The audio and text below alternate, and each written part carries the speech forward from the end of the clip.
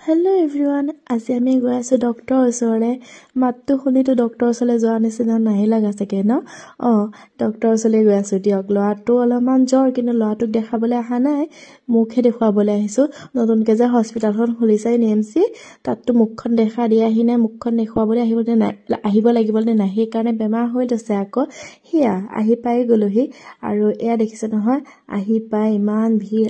মই আহিছোঁ লিজা নাজিয়া বাক দেখুৱাবলৈ, আৰু এইপিনে 39ত মোৰ নাম আহি গ'ল, আৰু এইপিনে বাক দেখুৱাই লৈ মেডিচিন ল'লোঁ। মোৰ অলপমান এলাৰ্জি প্ৰব্লেম হৈ আছে, চ' সেইকাৰণে বাক দেখুৱাই ল'লোঁ।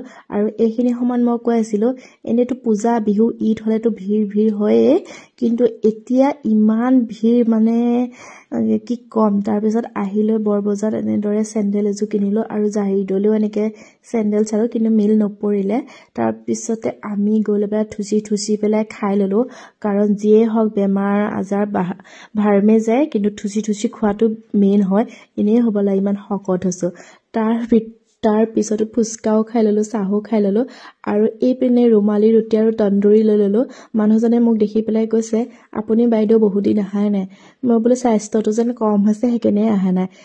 মই নাহিলে কি হ'ব, মানুহজনেতো আহি পেলাই লৈ গৈয়ে থাকে, হয়নে নহয়? আৰু এইপিনে জাহিদে মোমায়েকক লগ কৰি ল'লে, আৰু ময়ো অলপমান কেকৰ বজাৰ কৰি ল'লোঁ। তেনেহ'লে আজিলৈ বাই বাই দেই। জুবিন দাৰ গান শুনি আহি আছোঁ।